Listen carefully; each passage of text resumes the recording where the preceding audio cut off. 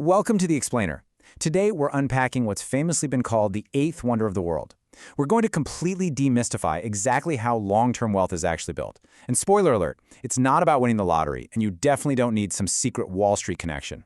It's really just about a fundamental law of finance that once you get it is literally going to change the way you think about your money forever. Okay, let's dive right into this. Imagine two friends. They both have the exact same starting amount to invest, say $10,000. And they both manage to earn the exact same rate of return on their money. Let's call it 10% per year. Now, on the surface, that sounds like a completely level playing field, right? I mean, they start at the exact same place, and their money is growing at the exact same speed.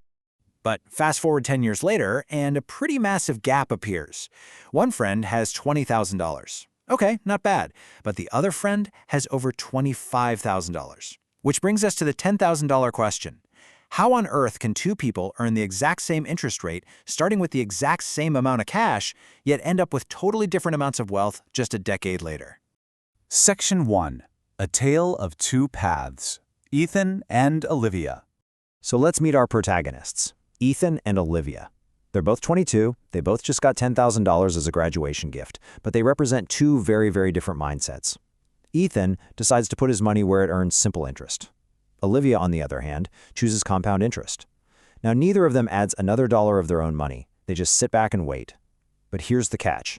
While Ethan's wealth grows in a flat, predictable straight line, Olivia's is about to do something absolutely extraordinary. Section 2. Apples, bikes, and snowballs. Let's look at some real-world analogies. Let's just bypass all the boring financial jargon for a second and take a trip to an apple orchard. Imagine you plant an apple seed. The first year, your tree grows 10 apples, and you pick them all. The next year, it produces another 10 apples. Year after year, you get the exact same 10 apples. Your original tree keeps producing fruit, sure, but those apples never become new trees. That, my friends, is simple interest. But what if instead of eating the apples, you plant every single seed from them? Pretty soon, those seeds become new trees. Each new tree grows more apples, and those apples create even more trees. And this brilliantly illustrates compound interest. Your earnings actually start earning more earnings, expanding your single tree into a massive, self-sustaining orchard. Let's look at another one. Olivia actually shares this exact analogy with Ethan. Imagine you rent your bicycle to a buddy for $20 a month. If he just keeps paying you that $20 in cash, well, that's simple interest. Ethan's growth is totally flat. He just has one bicycle earning the same $20 over and over. But look at what happens with Olivia's strategy. What if your buddy says, hey, instead of paying you cash, I'll just buy another bicycle with the money I owe you? Suddenly, you've got 2 bicycles being rented out, then 3, then 4. Olivia is taking her earnings and buying new bicycles, drastically increasing her earning power with zero extra effort. Or think about it like wintertime. Ethan packs up a tiny snowball and rolls it down a hill.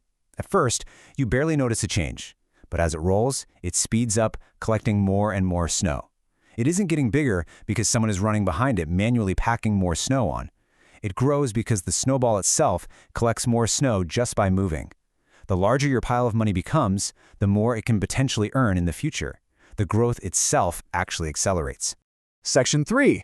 Addition versus multiplication, the actual mathematical difference. Think of this math difference kind of like a race. Now, what's really interesting here is the shape of the 2 lines Olivia's drawn out. The first line rises super steadily. That is simple interest, growing purely by addition. Every single year, the exact same fixed amount gets added on. But look at the curve for compound interest, which is growing by multiplication. In the early years of this race, the difference seems tiny, almost invisible. The line looks pretty flat. But you just give it time, and that compound curve starts rising faster and faster, shooting straight upward. To really hammer this home, look at the behavioral difference between simply hoarding cash and actually investing it. Emma here puts every single dollar she saves straight into a piggy bank, which results in zero growth. It literally just sits there. Lucas, however, puts his money into an investment account and reinvests the returns. As time passes, Lucas's money starts generating additional returns on his previous gains. He has essentially unlocked the hidden power of compounding. Section 4. Time is the secret ingredient. So what's the actual engine driving this hidden power? When Ethan asks what matters most, Olivia just smiles and says one word, time. It's not about constantly chasing the absolute highest possible return. And it's definitely not about stressing out and checking your investment portfolio every single day. The secret is literally just time. The earlier your money begins compounding, the longer it has to grow.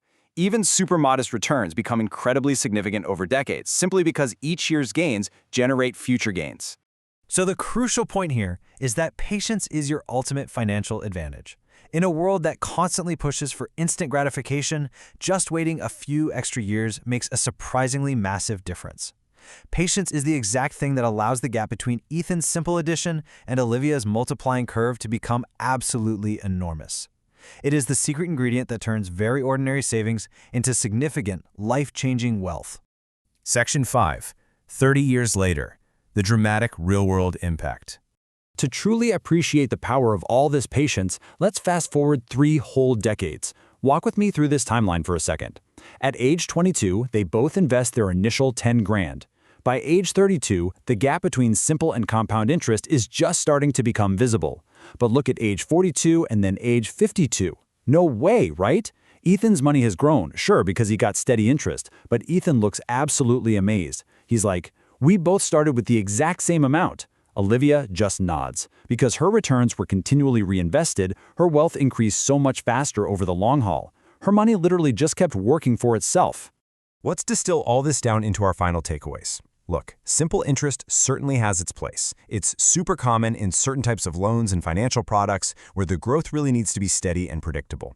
But when it comes to your savings and your investments, compound growth is absolutely the goal. And the biggest lesson here isn't about memorizing some complex math formula. It's all about behavior. Start early, stay consistent, give your money the time it desperately needs to grow. Wealth rarely ever appears overnight. It grows quietly, one return, one compounded step at a time. Which leaves us with one final thought as we wrap up this explainer. You've seen the flat line, and you've seen the accelerating curve. You've seen the single tree and the massive expanding orchard. The choice of how you view your financial future is completely up to you.